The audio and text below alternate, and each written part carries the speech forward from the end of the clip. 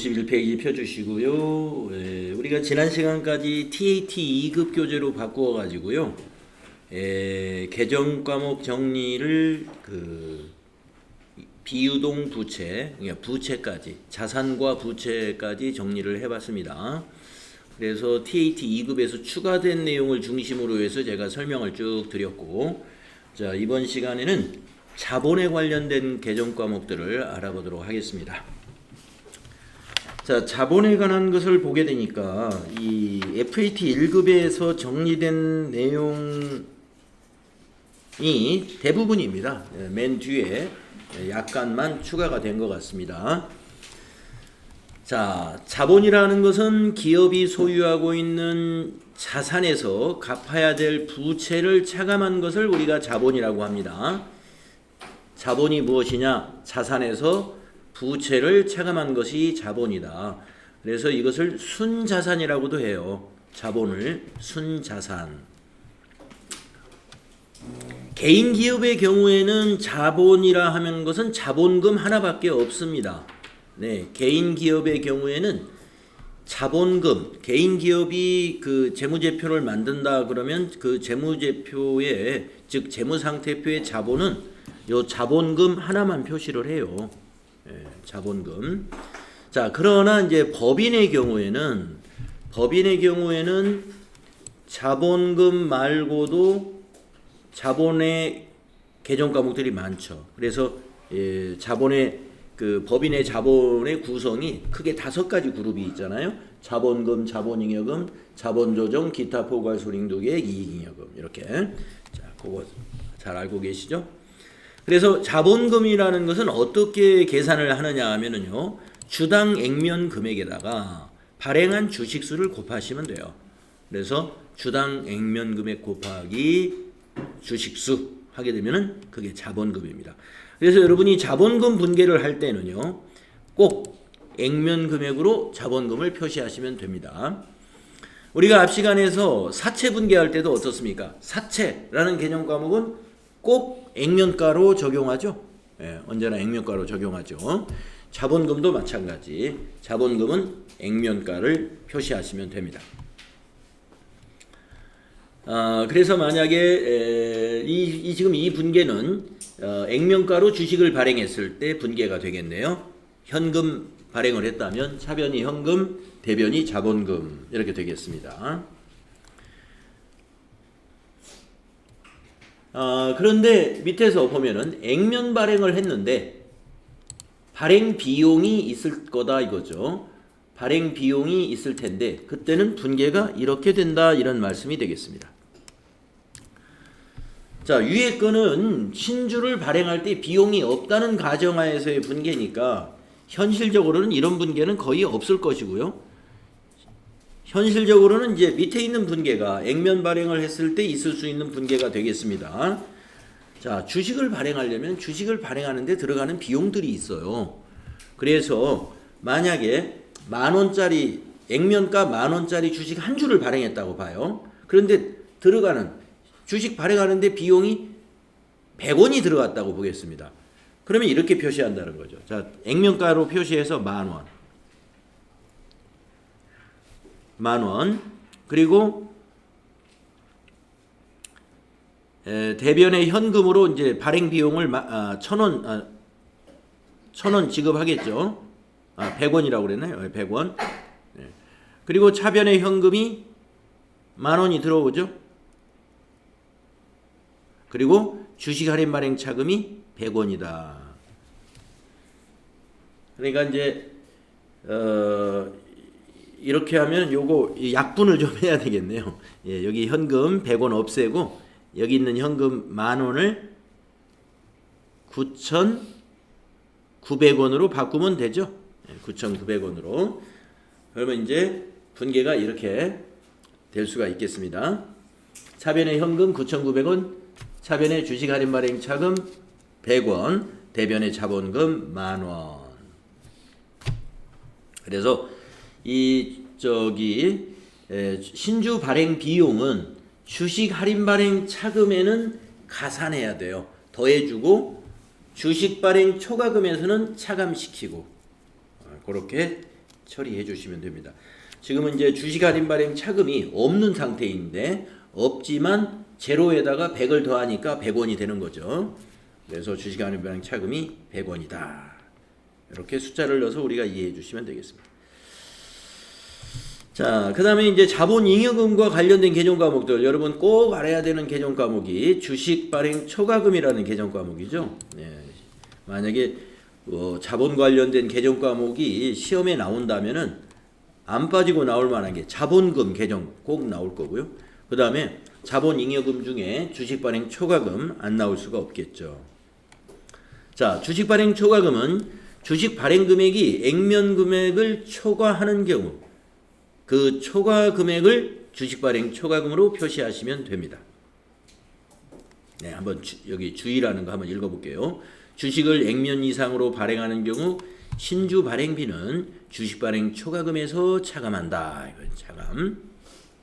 주식을 액면 이하로 발행하는 경우 주식 발행 금액에서 신주 발행비를 차감한 금액과 액면 금액 차이는 주식 할인 발행 차금으로 자본 조정 항목으로 계상한다.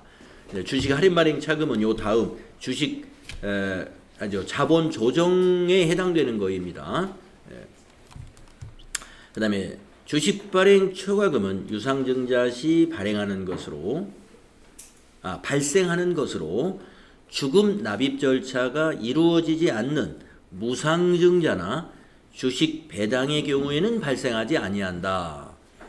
네, 그래서 주식 발행 초과금은 우리가 유상증자에서 나타날 수 있는 개정 과목이다 하는 얘기입니다. 유상증자는 무상증자하고 어떻게 달라요? 유상증자는 주주에게 주식을 파는 것이고 무상증자는 기존의 주주에게 주식을 그냥 나눠주는 것입니다. 그래서 무상증자는 주식의 배당과 같아요. 네. 그래서 우리가 이 무상증자나 주식 배당하는 경우에는 뭐 주식 발행 초과금이라든가 주식 할인 발행 차금이라든가 이러한 개정 과목이 나오지 않습니다만은 유상증자를 할 때는 주식 발행 초과금이나 주식 할인 발행 차금이 나타나게 된다. 이런 말씀이죠. 그래서 밑에 보시면은 주식을 액면 이상으로 발행하는 경우에 이런 분계가 성립이 된다는 것인데요. 숫자를 넣어서 보면은 자, 액면가가 10,000원이에요. 10,000원짜리 한 주를 10,000원에 발행한 것이 아니라 우리가 그 할증 발행을 했기 때문에 액면가 이상으로 발행했다고 하면 20,000원에 발행했다고 보겠습니다. 그러면 현금이 20,000원 들어오죠. 그럼 10,000원은 주식 발행 초과금으로 기록한다 하는 얘기입니다. 여기서 그 발행 비용은 우리가 제외를 했습니다만은 만약에 발행 비용이 있다 그러면 이렇게 고쳐지겠죠. 발행 비용이 여기서도 100원이 들어갔다라고 하면은 현금으로 들어오는 건 발행 비용에서 빼주면 되겠네요. 그러면 19,900원이 그 현금이 되고 그리고 주식 발행 초과금 자본잉여금에서 100원을 빼가지고 9,900원이 되면은 차변 19,900원, 대변 19,900원이 되죠. 그래서 만약에 발행 비용이 100원이 발생했다라고 하면은 이런 식으로 숫자가 고쳐질 겁니다. 발행 비용이 100원이라고 가정했을 때. 그러니까 주식 발행 비용을 우리가 분계하기 위해서 밑에 뭐 수수료 비용이라든가 이런 별도의 비용 계정으로 처리해서는 안 됩니다.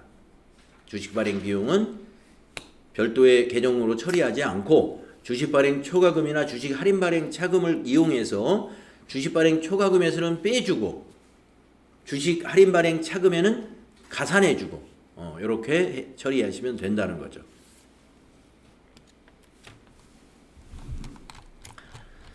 그 다음에 자본잉여금에 해당된 개정 과목 중에서 또 꼭 중요한 거, 아까 그 주식 발행 초과금도 중요합니다만은 요 감자 차익도 상당히 많이 나오는 개정 과목입니다.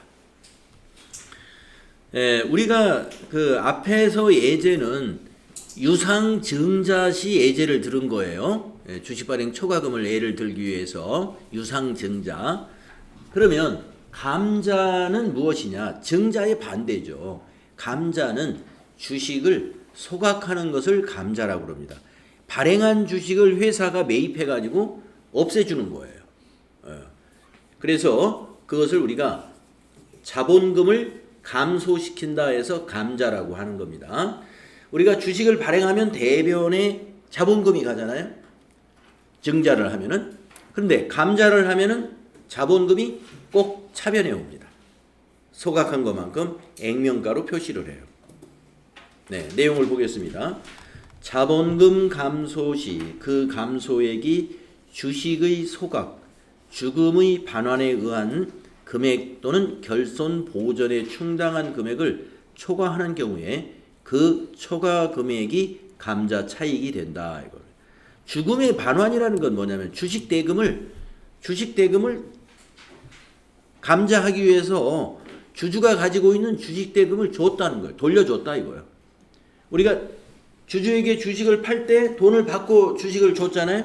그러면 주식을 다시 회사에서 주주에게 주식을 달라고 그러면 어떻게 해요? 내가 받은 돈을 다시 돌려줘야 되죠. 그게 이제 주식의 반환이 주금의 반환이라는 뜻입니다. 근데 주금을 반환할 때 내가 받은 것만큼 딱 돌려줄 수도 있고요. 더 많이 달라고 하면 더 많이 줘야 되고, 아니면 지금 현재 우리 회사의 그 주가가 많이 그 평가 절하가 되어 있을 때는 처음에 발행했던 금액보다 더 낮게 줄 수도 있죠. 그렇기 때문에 여기서 감자 차익이라는 건 뭐냐면 주식의 액면가보다 낮게 반환을 해주고 감자를 하게 되면 주주와의 거래에서 이익이 생겼다 해서 감자 차익이라는 자본잉여금 개정 과목으로 처리를 합니다. 자, 한번 내용을 보겠습니다. 자, 유상 감자 시 액면 금액보다 액면 금액이 그렇죠.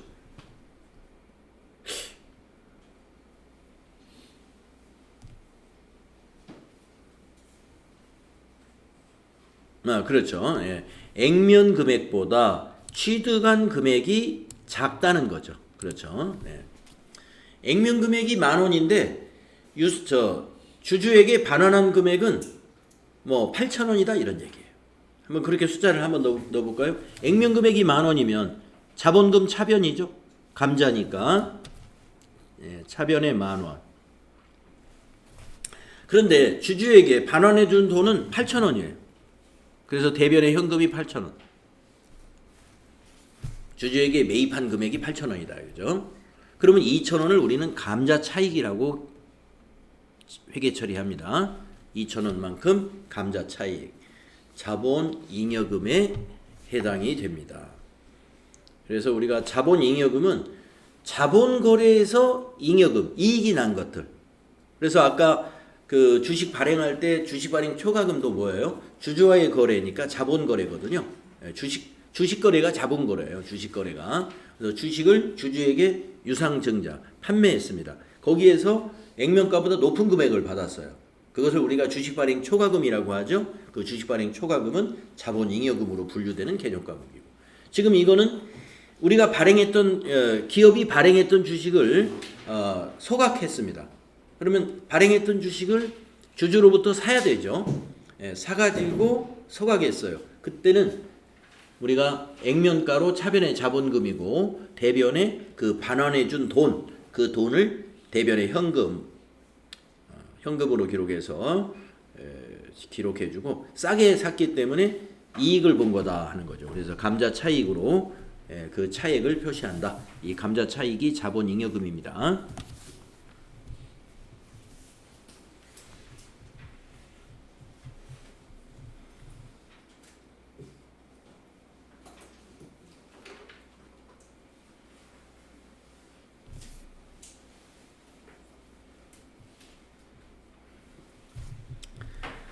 자, 그 밑에 있는 분계는 지금 정리할 필요는 없을 것 같아요. 요거는 지금 숫자를 넣어놓지 않아가지고 좀 여러분 이해하시기 좀 어려울 것 같은데, 감자 차익과 여기 있는 감자 차손이라는 개념 과목. 감자 차손은 이제 자본 조정에 해당되는 것인데요. 앞에서 그 주식 발행 초과금도 그렇지만 우리가 주식 발행 초과금과 주식 할인 발행 차금, 그 다음에 감자 차익과 감자 차손은 서로 상계 처리하는 개정 과목이거든요. 그 밑에 분계를 보니까 감자 차손도 있고 하는 거 보니까 우리가 감자를 할 때 기존에 감자 차손이 있었다면 감자 차손을 먼저 상계하고 나머지만 감자 차익으로 인식한다라는 그런 내용인 것 같습니다. 그래서 여기만 우선 이해하시고 감자 차익과 감자 차손은 서로 상계 처리하는 개정 과목이다 까지만 알고 계시면 될 것 같습니다. 자, 이제 자본 조정에 관련된 개정 과목. 자본 조정이라는 것은 어떤 것인가를 한번 설명을 보십시다. 자본 조정은 당해 항목의 성격상 자본 거래에 해당하나 최종 납입된 자본으로 볼 수 없거나 자본의 차감 성격으로 자본금이나 자본잉여금으로 분류할 수 없는 항목이다. 그러니까 우리가 자본의 차감 성격, 자본잉여금은 자본의 증가 성격입니다. 자본을 증가시키는 성격이에요. 자본금도 역시 자본을 증가시키죠. 그런데 자본 조정은 자본의 차감 성격인 개정 과목이에요. 그리고 일부는 아직 납입된 자본으로 볼 수 없는, 그러니까 자본금으로 전환되기 전 단계에 있는 상태, 그러한 개정 과목도 있습니다. 그러한 개정 과목은 이제 나중에 우리가 그 법인이 주식 배당을 결의했다 할 때 회계 처리하는 방법이 있어요. 그때 미교부 주식 배당금이라고 하는 개정 과목을 사용을 하는데 그 미교부 주식 배당금이 이 자본 조정에 해당되는 개정 과목이거든요. 그것이 그 바로 미교부 주식 배당금이라는 개정 과목이 바로 이 성격을 갖는 거예요. 최종 납입된 자본이 아닌 거, 아직 납입되기 그 전 단계. 미교부 주식 배당금. 그게 뭐냐면은 주주총회에서 결의는 됐지만 아직 배당이 실시되지 않은 상태를 말합니다. 그래서 배당이 실시되면 대변의 자본금이 되죠. 주식을 줘야 되니까. 그러나 아직은 배당이 실시된 상태가 아니다 라고 해서 만들어 쓰는 개정 과목이 미교부 주식배당금이라는 개정 과목이 있는데 예를 들어서 그런 것이다 이거예요. 최종 납입된 자본으로 볼 수 없는 성격의 개정 과목이 자본 조정에 해당된다고 그러잖아요. 한 번도 여러분이 아마 들어보지 못했을 거예요. 그게 뭐냐면 예를 들어서 지금 말씀드리는데 뒤에서 한 번쯤 우리가 분개를 해볼 겁니다. 미교부 주식배당금.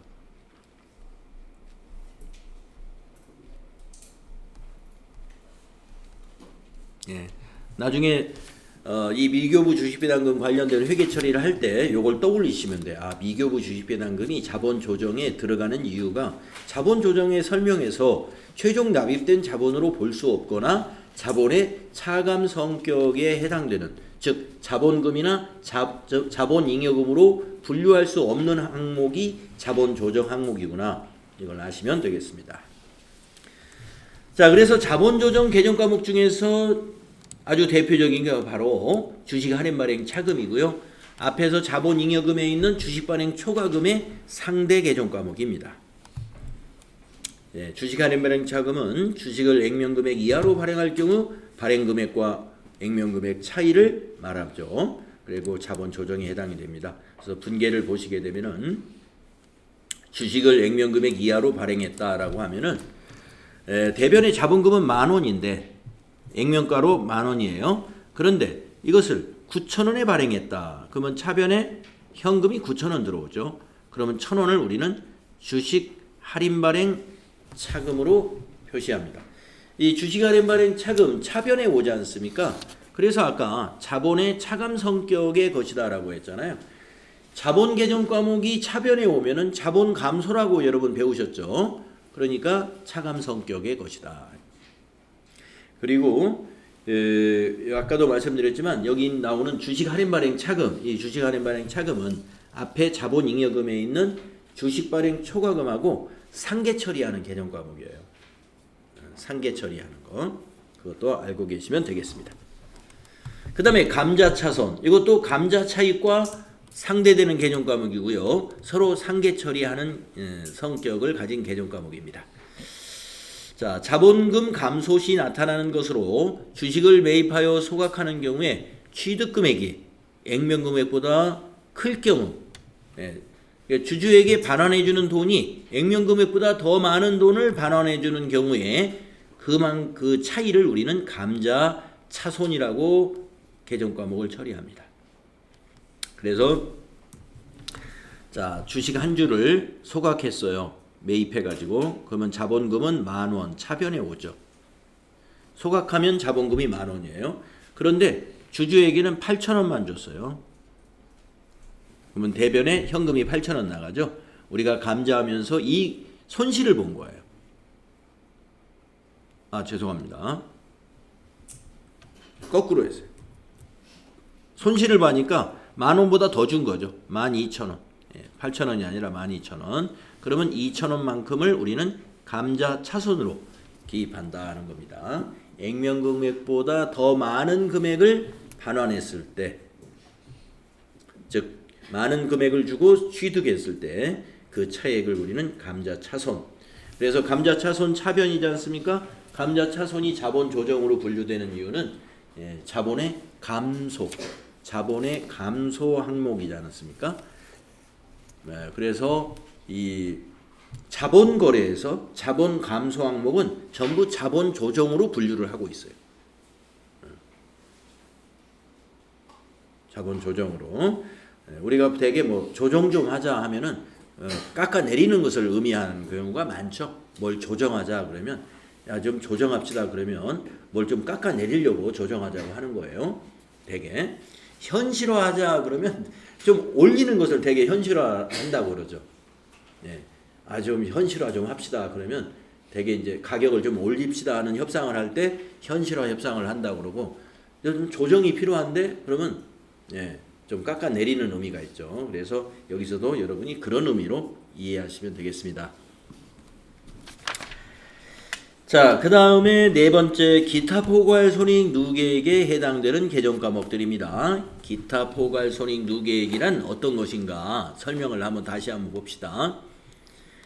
기타 포괄 손익 누계액이란 말이죠. 재무상태표일 현재. 자, 재무상태표일 현재는 며칠을 말할까요? 12월 31일. 재무상태표일이라 하니까 이게 무슨 날짜를 말하잖아요. 재무상태표일. 우리가 기말에 재무상태표 밑에 표시되는 것은 2023년 12월 31일 현재 이렇게 표시하거든요. 그래서 이거는 재무상태표일 현재가 무슨 말이냐? 기말 현재를 의미한다. 즉 12월 31일 현재입니다. 그래서 기타 포괄 손익 누계액이라는 것은 12월 31일 현재의 기타 포괄 손익 잔액으로 당기 순이익에 포함되지 않는 평가 손익 누계다. 당기 손익 계산서로 가지 않는 평가 손익 누계다 이거예요.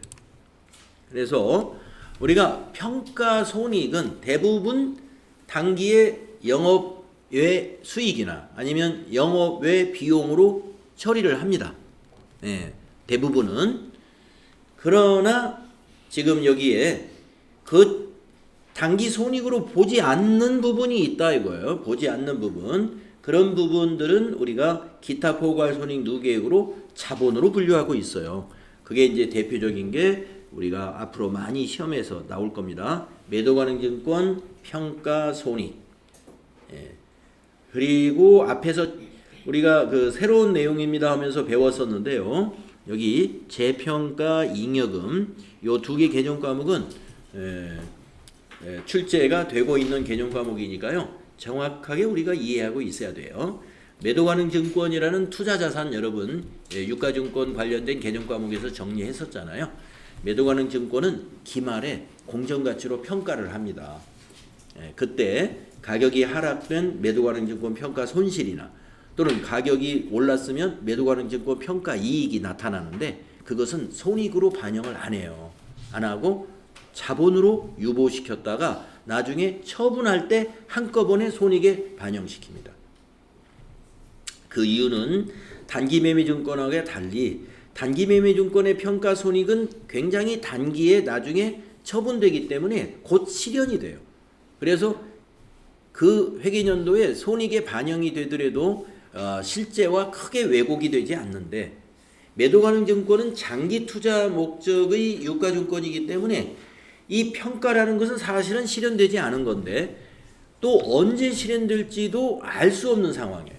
그렇기 때문에 그 평가 시기에 손익에 반영되는 것은 실현되지 않은 손익이 반영되는 것이기 때문에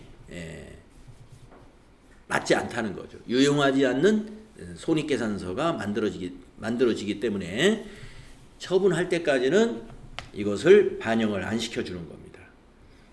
그래서 자산은 증가나 감소를 시키지만 손익에는 반영을 안 시켰다가 그것을 손익에 반영해버리면 어디로 가요? 이익잉여금으로 가버리죠. 평가이익을 만약에 손익에 반영했다. 그러면 이익잉여금으로 가버려요. 당기순이익에 반영이 돼버리니까. 그런데 평가이익을 손익에는 반영을 안 했지만 우리가 자본에 반영을 하긴 했죠. 자본 총액의 증가는 가져오는 겁니다. 자산을 평가를 하면은 어쨌든 만약에 평가이익이 나왔다. 자본으로 봤어도 기타 포괄 손익 누계에 왔으니까 자본이 증가하는 것이고, 손익에 반영을 했으면 여기가 증가하는 것이 아니라 당기순이익에 반영돼 가지고 결국에 이익잉여금으로 오잖아요. 그래서 우리가 단기 매매증권이 됐든 매도가능증권이 됐든 평가를 해서 회계 처리를 하게 되면은 매도가능증권은 자본에 오긴 오는데 기타 포괄 손익으로 오고, 단기매매증권은 손익에 반영되기 때문에 이익잉여금으로 온다는 거죠. 이익잉여금에 반영이 되는 거예요. 가격이 하락했을 때는 이익잉여금이 마이너스 되고, 마찬가지로 매도가능증권도 가격이 하락했을 때는 기타 포괄 손익 누계액이 마이너스가 될 것이고, 가격이 올랐으면 플러스, 단기매매증권은 이익잉여금으로 플러스, 이렇게 결과적으로 반영이 되는 것입니다. 자, 그래서 매도가능증권 평가 손익하고요, 그 기타 포괄 손익 누계액에서는 이 재평가 잉여금이 시험에 출제되는 개정 과목이고, 이 해외 사업 환산 손익 또는 현금 흐름 위험회피 파생 상품 평가 손익, 여기는 이제 개정 과목은 우리 교재에 정리는 돼 있지만 시험에서는 다루진 않아요. 그래서 해외 사업 환산 손익이라는 건 뭐냐면 여기 내용이 나오죠. 해외 지점이나 해외 공장 또는 해외 사업소, 이러한 것을 우리가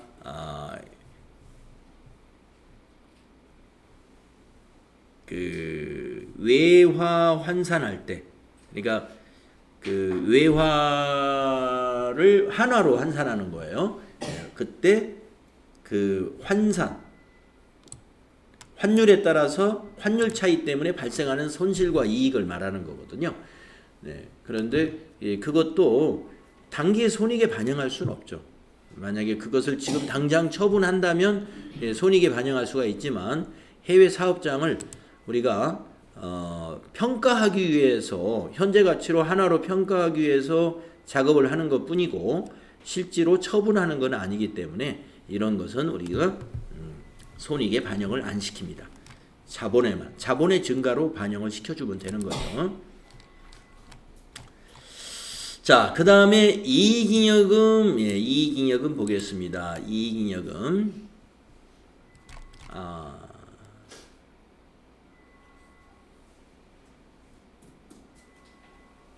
재평가 잉여금 복습하는 의미에서 다시 한번 요거 한번 읽어보고 갈게요.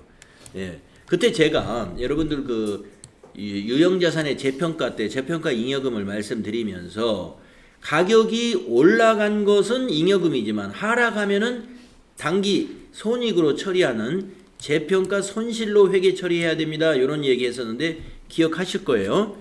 여기 재평가 손실도 있어요. 가격이 하락했을 때는. 그런데 이 재평가 손실은 자본이 아닙니다. 기타 포괄 손익 누계액이 아니라 여기 나오시죠? 당기 손익으로 인식한다. 그러니까 재평가 잉여금은 유형자산을 재평가 모형으로 평가하는 그런 정책을 쓰고 있는 법인에서 건물이나 토지를 재평가했는데 가격이 올랐어요. 잔고금액보다 오른 부분은 재평가 잉여금으로 자본으로 봅니다. 그러니까 차변에 만약에 1억 원이 올랐다. 그러면 차변에 건물 1억 원, 대변에 재평가 잉여금 1억 원 이렇게 한다고 그랬죠. 근데 떨어졌어요. 떨어졌으면 대변에 건물 1억 원, 차변에 재평가 손실 1억 원 이렇게 기록한다 이거예요. 근데 재평가 손실은 손익계산서로 간다. 그런 얘기입니다. 네, 그런데 간단히 보면 그런데 이게 복잡해지는 게 재평가 유형으로 우리가 그 정책을 수립하게 되면은 가격의 변동이 있을 때마다 평가를 하는 게 원칙이란 말이에요. 그러면 부동산 가격이라는 게 10년, 20년, 30년 계속 이렇게 오르기만 하는 게 아니라 사이클이라는 게 있다는 거죠. 사이클. 올라가다가 또 어느 시기에는 한동안 떨어지다가 또 올라가다가 떨어지다 이렇게 하는데 그 떨어지는 시점에 과거에 재평가 잉여금으로 자본에 축적해 놓은 거 있잖아요. 그러면 떨어지는 시점에는 재평가 잉여금을 상계하고 재평가 잉여금을 초과해서 더 하락한 부분만 재평가 손실로 회계 처리하는 거예요. 그거 우리 앞에서 그 분계를 우리가 봤었습니다. 그거 다시 한번 기억해 주시면 돼요. 유형자산 끝부분에서 그 분계 설명을 여러분에게 드렸었죠. 그래서 여기 재평가 잉여금은 가격 오른 부분, 상승한 부분을 자본으로 보는 것이지 하락한 부분은 자본이 아니다. 그거는 손익에 반영한다. 개정과목은 재평가 손실이다. 이거 알아두시기 바랍니다. 자, 그 다음에 이제 이익잉여금은 무엇입니까? 이익잉여금은 지금까지는 뭐예요? 자본 중에서 자본거래 세 가지. 자본금, 자본잉여금, 자본조정. 그 다음에 여기 기타 포괄손익 누계액은 우리가 자산의 평가 때문에 나오는 자본이었습니다. 그러면 이익잉여금은 뭐냐? 이익잉여금의 자본은 영업활동의 결과로서 얻어진 이익이 바로 이익잉여금입니다. 영업활동의 결과로서 얻어진 이익. 그러니까 손익계산서에서 오는 거죠. 우리가 영업활동의 결과를 손익계산서로 정리하지 않습니까? 손익계산서 맨 밑에 오는 당기순이익이 다 여기 이익잉여금으로 와주는 거예요. 그래서 이 이익잉여금을 사내에 유보되어 있는 잉여금이다 이렇게 표시를 할 수 있습니다. 그러면 이 이익잉여금의 종류는 어떤 것이 있느냐? 이익준비금, 그 다음에 기타 법정적립금, 요 두 가지를 법정적립금이라고 그래요. 요 두 가지를 법정적립금. 그래서 법정적립금이 하나 있고 그 다음에 임의적립금이 있고요. 임의적립금. 임의적립금. 자, 법정적립금은 법에 의해서 적립을 해야만 하는 어떤 의무사항이고요. 임의적립금은 법인이 알아서 법인이 앞으로 우리 법인이 어떤 사업을 펼치기 위한 거라든가 어떤 새로운 기술 개발을 위해서라든가 법인이 어떤 목적을 달성하기 위해서 적립해 나가는 그런 잉여금이 바로 임의적립금이 됩니다. 그러니까 명칭도 이 적립금의 이름을 그 기업이 알아서 붙이면 돼요. 그런데 우리가 임의적립으로 적립을 한다든가 이익준비금으로 적립을 하려면 뭐가 있어야 돼요? 일단 그 씨앗이 있어야죠. 그 씨앗이 바로 처분 전 이익잉여금인데 우리가 이제 분계할 때 미처분 이익잉여금이라는 개정 과목 생각나시죠? FAT 1급 시험 준비 우리 하시면서 미처분 이익잉여금 분계 많이 보셨을 거예요. 이 미처분 이익잉여금이 당기순이익이 이 미처분 이익잉여금으로 이전되죠. 우리가 손익대체분계 그 이익잉여금 처분계산서에서 전표추가 누를 때 자동으로 분계 만들어지는 거 있었어요. 그게 그 중에 그 당기 순이익이 미처분 이익이익으로 그 대체되는 분계가 꼭 들어 있습니다. 그래서 이 당기 순이익이 미처분 이익으로 와가지고 이걸 가지고 여러 가지 처분, 임의 적립 또는 법정 적립 이런 것을 하는 거고요. 또는 그걸 가지고 주주에게 현금으로 나눠주는 걸 현금 배당. 예. 주주에게 주식으로 나눠주면 주식 배당이 되는 겁니다. 예. 그래서 이 미처분 이익잉여금을 가지고 이익잉여금 내에서 이익준비금이나 법정 적립금으로 적립하기도 하고 임의 적립금으로 적립하기도 하고 또는 주주에게 배당을 하기도 하고 이러한 것을 우리는 뭐라고 그러냐면 이익잉여금의 처분이라고 그래요. 이익잉여금의 처분. 그래서 그 처분 내역을 기록하는 장부가 그 장부라기보다는 그 처분 내역을 기록해 놓은 표가 이익잉여금 처분 계산서예요. 이익잉여금 처분 계산서. 그래서 지금까지 FAT 1급에서는 그 이익잉여금 처분 계산서에 뭘 입력해라는 것은 없었어요. 그냥 날짜 입력하고 그 손익 마감하는 그 전표 추가만 눌렀었는데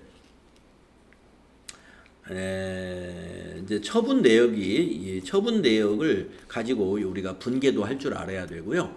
그런 부분을 우리가 분계 연습 부분에서 연습을 하게 될 겁니다. 아시겠죠? 그러면 이제 법정 적립금 중에서 중요한 이익 준비금은 요건 좀 중요하니까 요거는 좀 내역을 좀 알고 가야 돼요. 상법에서 규정하고 있는 적립금인데요. 어떻게 적립하도록 규정이 되어 있는지 내용이 어렵지 않습니다. 내용을 좀 기억해 두셔야 되는데 상법의 규정에 의해 가지고 자본금의 2분의 1에 달할 때까지 자본금이라는 것은 주식의 액면가입니다.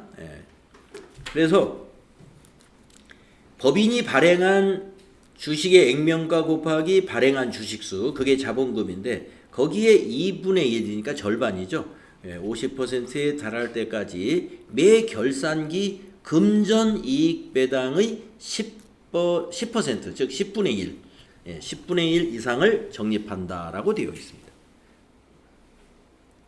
금전 이익 배당이라는 건 우리가 다른 말로 현금 배당이라고 돼요. 현금 배당. 현금 배당. 네.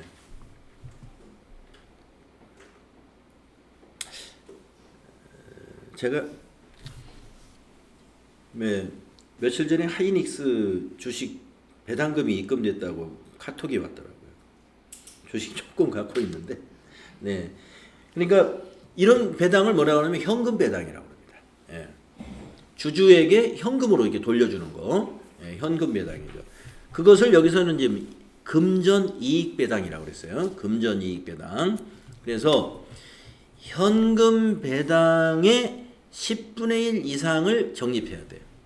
그러니까 만약에 주주에게 이번에 배당금을 전부 계산해 보니까 100억이 필요했다. 그러면 현금을 100억을 준비해야 되잖아요. 그래가지고 주주 통장으로 주주가 가지고 있는 그 주식 거래 통장으로 다 입금을 해준단 말이에요. 네.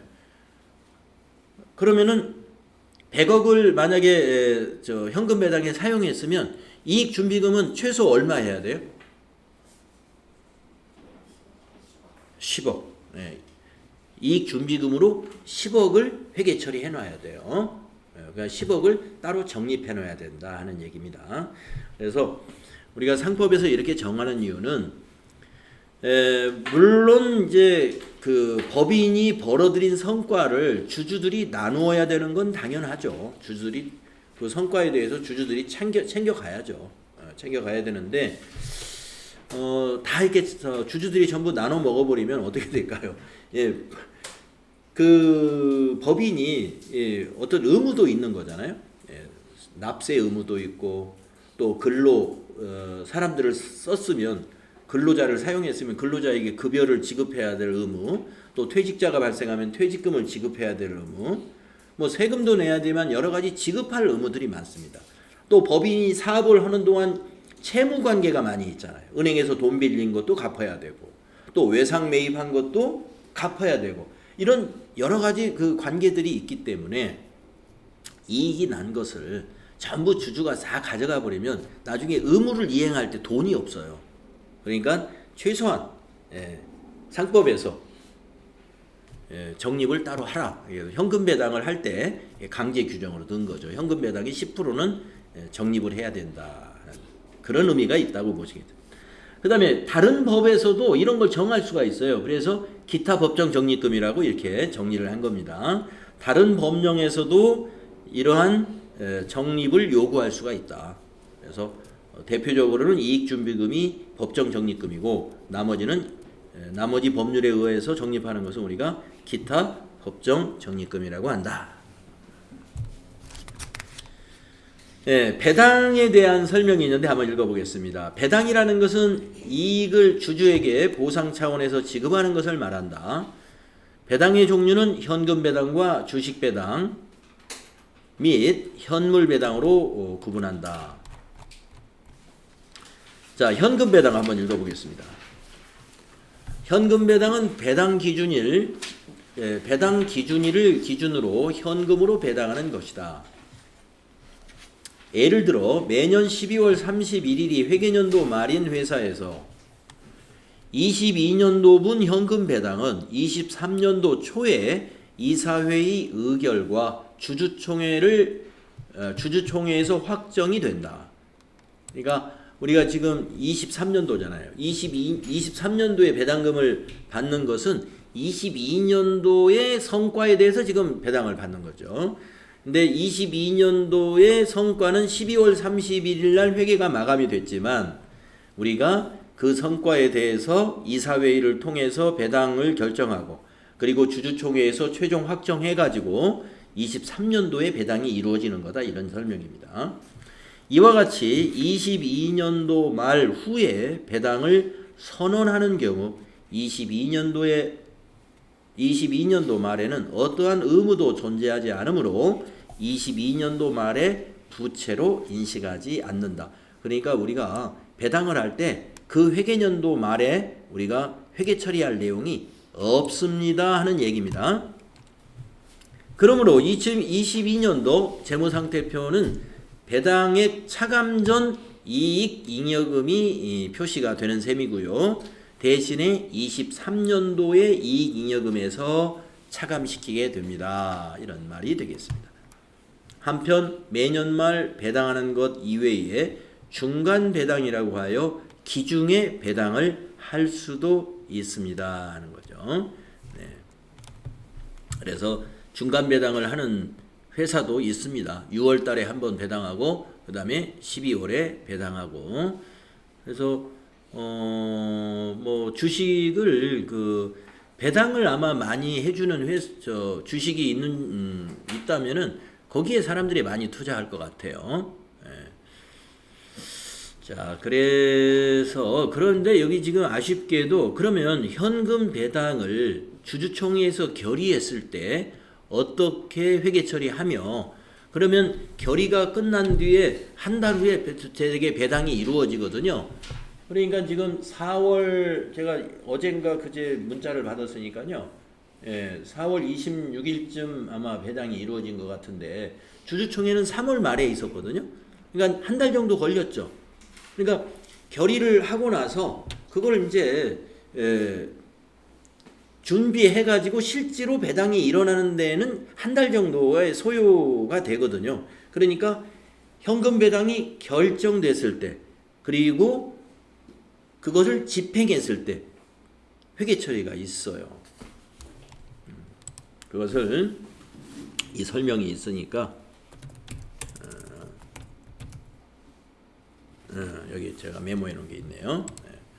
그것을 지금 한번 알려드릴게요. 현금 배당.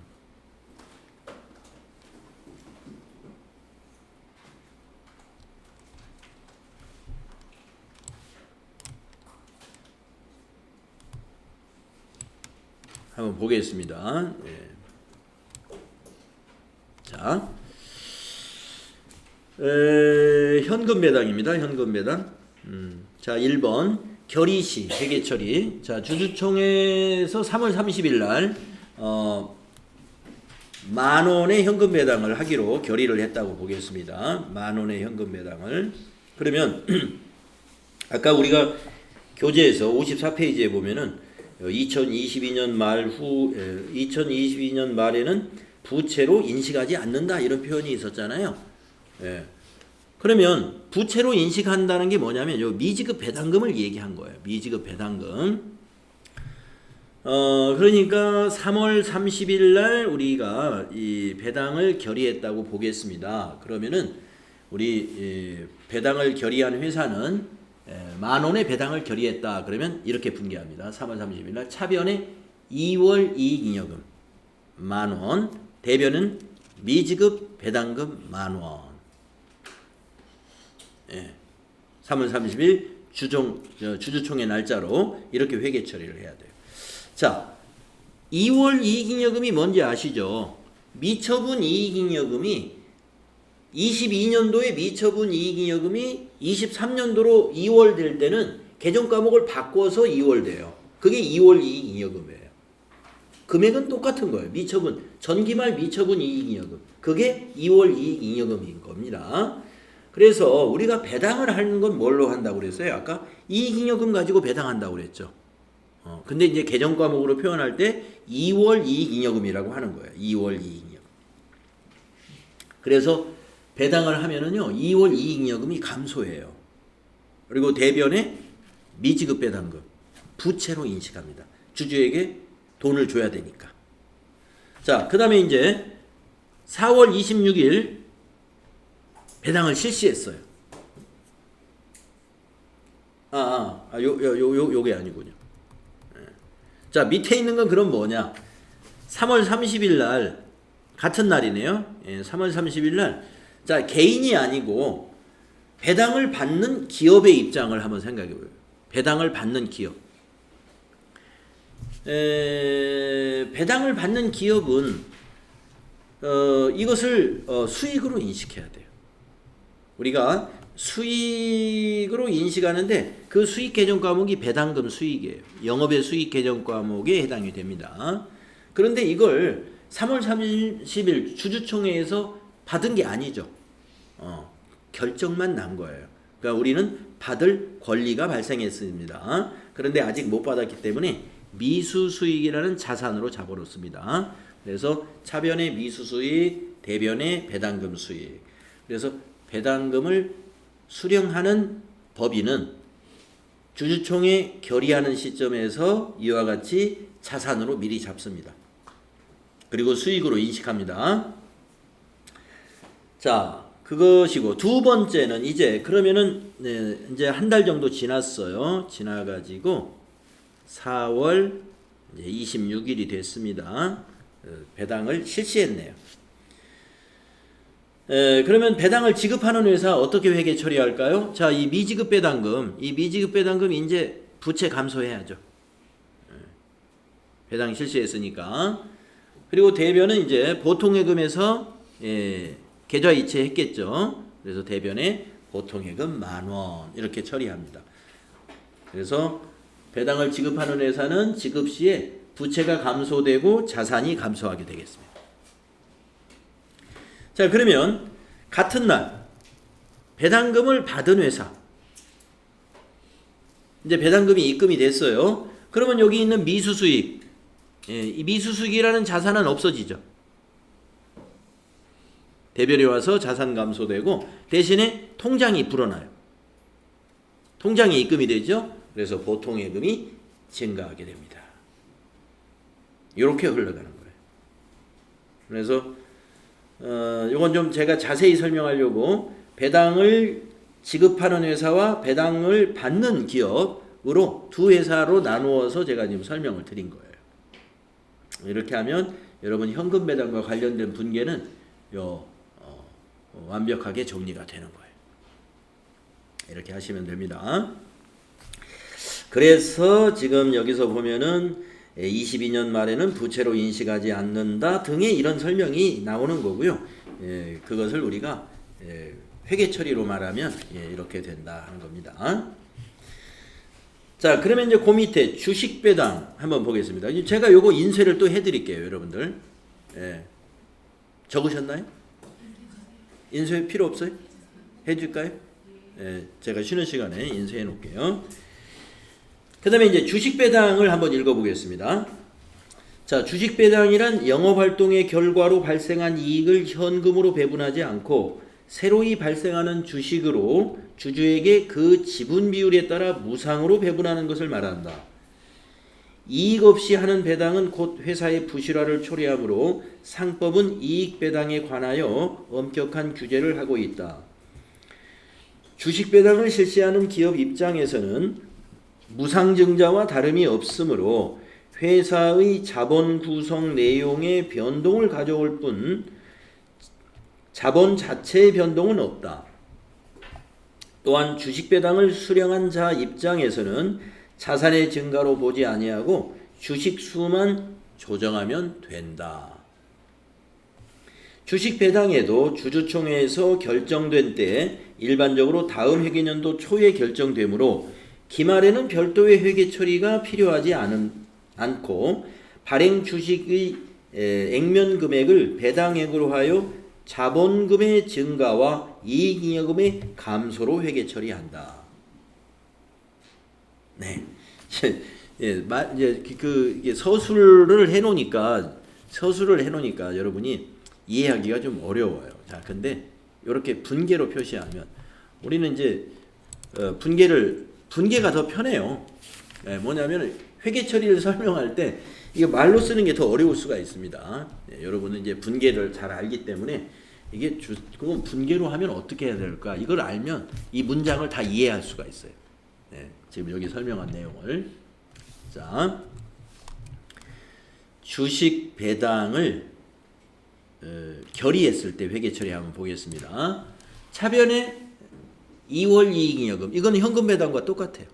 예, 우리가 현금을 배당하든 주식을 배당하든 2월 이익잉여금의 잔액을 가지고 배당하는 겁니다.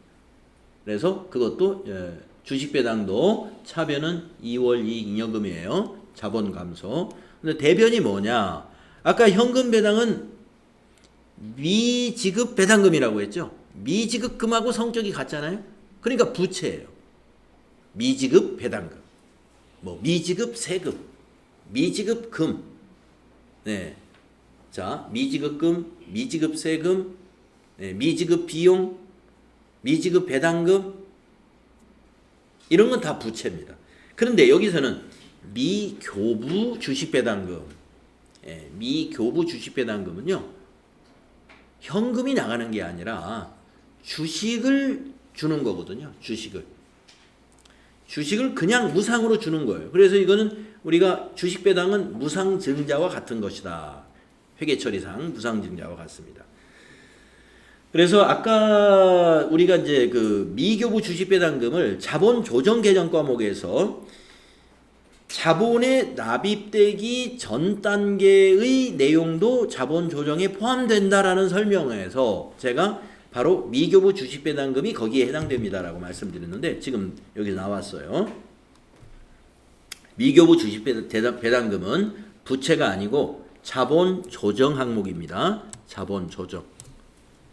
미지급 배당금은 부채, 미교부 주식배당금은 자본 조정. 자본금으로 가기 전 단계예요. 그래서 결의할 때 이렇게 회계 처리하고요. 그러면 배당을 받는 법인은 왜 여기 분계를 안 써놨느냐? 아까 교재에서 뭐라고 그랬어요? 배당을 지급받는 경우에는 회계 처리가 없다 그랬죠. 주식을 그냥 받았잖아요. 회계 처리할 것이 없어요. 뭐만 하면 돼요? 주식 관리하는 장부에서 수량만 고치면 돼요. 수량만. 주식을 가지고 있을 때. 만약에 내가 지금 주식을 가지고 있는 회사인데 하이닉스 주식 1000주 가지고 있어요. 그래서 1000주에 가령 1000만 원 이렇게 기록을 해놨어요. 근데 이번에 100주를 배당을 받았어요. 그러면 1100이라고 수량만 고친다 이겁니다. 우리가 수량을 증가시키는 것은 회계 처리 사항이 아니에요. 금액이 달라져야 회계 처리를 하는 거죠. 그렇기 때문에 주식 배당을 받는 회사 회계 처리 사항이 없는 거고, 주식 배당을 하는 회사는 이렇게 회계 처리하면 됩니다. 자, 그러니까 이날은 이제 3월 30일 날 주주총회 날이고요. 준비해가지고 현금 배당하는 날 주식 배당도 같이 했어요. 4월 26일 날. 그러면 그때 회계 처리는 어떻게 되느냐? 이걸 이제 주식을 교부할 시 회계 처리라고 볼 수 있는데, 이 미교부 주식 배당금은 이제 없어져요. 여기 있었던 미교부 주식 배당금 차변에 와서 없어집니다. 대신에 뭐가 돼요? 자본금이 되는 거죠. 주식을 교부했으니까. 우리가 주식을 발행하면 바로 자본금이죠. 이때는 무상으로 주는 거기 때문에, 무상 증자이기 때문에 뭐 액면가로 주는 거죠. 그러니까 뭐 주식 발행 초과금이라든지 주식 할인 발행 차금이라든지 이런 개정 과목은 나올 수가 없는 것입니다. 그래서 주식을 교부할 때의 회계 처리는 이렇게 한다. 그래서 여기서 핵심은 이제 시험과 연결 지어서 보면은요, 주식 배당 시에 이 개정 과목, 미교부 주식 배당금, 이것이 부채가 아니라는 거 여러분 잘 기억하시고, 미교부 했으니까 부채 아닐까? 아닙니다. 자본 조정이에요. 그거 잘 기억하셔야 되고, 그 다음에 현금 배당할 때 현금 배당이 결의됐을 때 이 미지급 배당금, 이거는 부채라는 거. 네. 현금을 지급해야 되니까 이건 부채로 인식이에요. 그래서 미지급 배당금은 부채고, 주식 배당할 때 미교부 주식 배당금은 부채가 아니라 자본 조정이다. 요거에 여러분 시험에서는 그 포인트를 아는지 모르는지를 체크하려고 문제를 냅니다. 자, 제가 휴식 시간에 요거 인쇄해 놓을 거고요. 자, 그러면 좀 쉬었다가 다음 시간에 수익과 비용으로 넘어가겠습니다.